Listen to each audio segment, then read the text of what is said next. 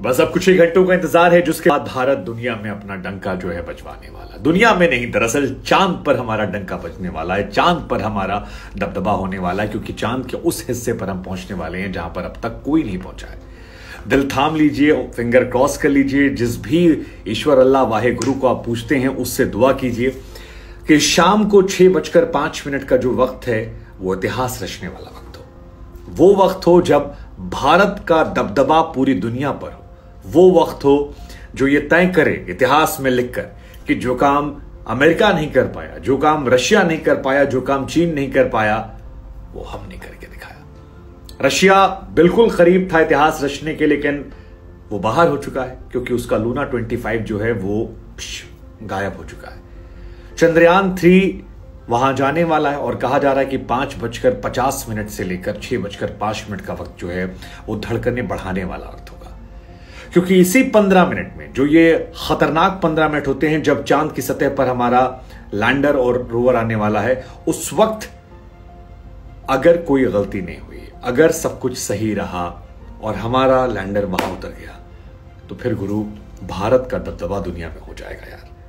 बहुत बड़ा दिन है, बहुत बड़ा दिन है। जितने सस्ते में भारत के वैज्ञानिकों ने ये पूरा मिशन चलाया है वो सिर्फ भारतवंशी कर सकते थे, और आज का दिन ऐतिहासिक है। बीते 4 सालों में ये दूसरी कोशिश है जब भारत ने अपना चंद्रयान जो है चांद पर भेजा है। 2019 में हमने भेजा था, जब हमारे वैज्ञानिकों के भावुक होने की तस्वीरें निकलकर सामने आई थी, लेकिन इस बार वैज्ञानिकों ने उस भावुकता से सीखा है, समझाया जाना है। यूं तो चांद पर पहले भी अमेरिका, चीन और रशिया सॉफ्ट लैंडिंग कर चुके हैं, लेकिन उनकी सॉफ्ट लैंडिंग जो है वो वहीं तक रही है। हमारी जो कोशिश है वो चांद के दक्षिणी ध्रुव तक जाने की है और उस इलाके तक पहुंचने की है जहां कोई नहीं पहुंचा है। सोवियत संघ से लेकर चीन सॉफ्ट लैंडिंग कर चुके हैं। सॉफ्ट लैंडिंग का मकसद जो होता है वो होता है कि चांद पर पहुंचना, वहां पर थोड़ा घूमना और वहां पर जाकर इतिहास रचना, कुछ जानकारियां लेकर आना। ये थोड़ी बहुत जानकारियां होती है, लेकिन जिस दक्षिणी ध्रुव पर हम जाने वाले हैं वहां पर कोई नहीं गया, और इसी वजह से हम कह रहे हैं कि सॉफ्ट लैंडिंग से कहीं ज्यादा की कहानी, क्योंकि हम सिर्फ घूमने, वैज्ञानिक प्रयोग करने नहीं जा रहे, उस जगह जा रहे हैं कठिन है। 14 दिनों का हमारा यह मिशन है। 14 दिन का मिशन इसलिए क्योंकि चांद पर 14 दिन होते हैं, 14 रात होती है, और कल वहां दिन शुरू होगा। दिन में हम जाएंगे। कहा यह भी जा रहा है कि अगर कुछ मामला गड़बड़ाया तो शायद 27 को तैयारी हो, लेकिन हम तो चाहेंगे कल ही ये कहानी हो जाए, 27 तक का नौबत ना आए। और आखिरी के 15 मिनट उसे इसरो से गाइड नहीं मिलेगा, उससे खुद फैसला लेना होता है, जिसकी तैयारी पर मैटर करता है। वो जो एल्गोरिदम होती है वो तय करती है। लेट्स जस्ट होप कि वो आखिरी 15 मिनट की कहानी जो है वो सही से जाए और फिर 14 दिन में तमाम जानकारियां आए और हिंदुस्तान छा जाए यार, बोलबाला हो जाए। पिछली बार हमारा चंद्रयान 2 जो है वो चांद की सतह से टकरा गया था, लेकिन इस बार सारी चीजें अच्छी हुई हैं। हमने टाइम से भेजा, टाइम से चांद की सतह में गया, वहां पर डीबूस्टिंग 135 किलोमीटर पर हुई, स्पेस हमने जगह कम की, अब 25 किलोमीटर पर है, और अब वहां से आज ये जगह तलाशी जा रही है कि चांद पर कहां उतारना है। कहा जा रहा है कि लूना 25 के साथ जो हुआ उसी वजह से धीरे धीरे अब जो है वो डीबूस्टिंग की जाएगी और कोशिश की जाएगी कि आराम से वहां पर हमारे चंद्रयान 3 को उतारा जाए।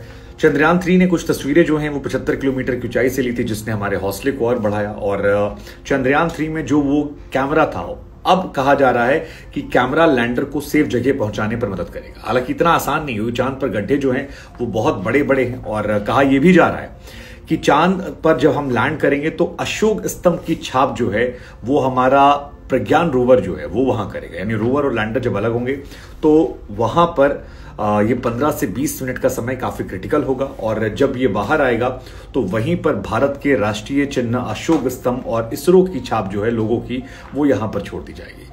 तो उसकी तस्वीरें जो आएंगी वो भी ऐतिहासिक होंगी, और हम चाहते हैं कि हो जाए। हमारे साइंटिस्ट तो कह रहे हैं कि यार 1-2 इंजन फेल भी हो गया तो भी मामला सब अच्छा हो जाएगा, क्योंकि एल्गोरिदम बहुत अच्छा है, तैयारी बहुत जबरदस्त है, और तैयारी जबरदस्त है तो नतीजा जबरदस्त आना है। हम भी चाहते हैं कि यार जो वो दावा कर रहे हैं वो दावा ठोक कर हो जाए और हमारा लैंडर आसानी से पहुंच जाए। बता दें गुरु आपको कि 14 जुलाई से कहानी शुरू हुई थी आंध्र प्रदेश के श्रीहरिकोटा में।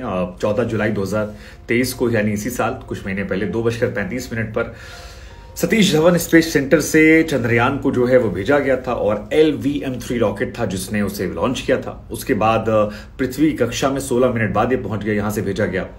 14 जुलाई से 31 जुलाई तक ये पृथ्वी की कक्षा में मंडराता रहा। उसके बाद यहां से स्पेसक्राफ्ट ने अपनी दायरे को बढ़ाया और फिर ये पहुंच गया चांद की कक्षा में। फिर चांद की कक्षा में 1 से 5 तारीख तक वहां पहुंचता है। उसके बाद 5 अगस्त को चंद्रमा की कक्षा में पहुंचता है और इसके बाद 17 अगस्त को कहा जाता है 6 से 17 के बीच में धीरे धीरे अपना ये डीबूस्टिंग करता है, काफी कम आता है। 17 अगस्त को मॉड्यूल जो है लैंडर से अलग होता है। यानी कुल मिलाकर सारी कहानी सेफ है।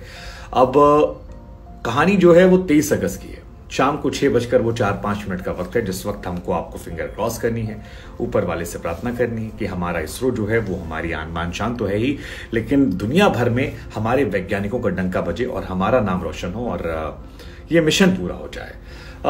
चंद्रयान 3 बेसिकली 3 हिस्सों में है। मिशन लाइफ 3 से 6 महीने है। 2148 किलो का ये वजन है, लेकिन 14 दिन की इसकी लाइफ टाइम वैलिडिटी है। मतलब बेसिकली 14 दिन तक ये काम करेगा, क्योंकि 14 दिन तक ही हम इलेक्ट्रिसिटी रख पाएंगे सूरज से लेकर, बाकी तो फिर -100 हो जाएगा। लेकिन 14 दिन में हम इतिहास रच देंगे, हमारे पैसे वसूल हो जाएंगे। लेट्स जस्ट होप क्या जैसा हो जाएगा।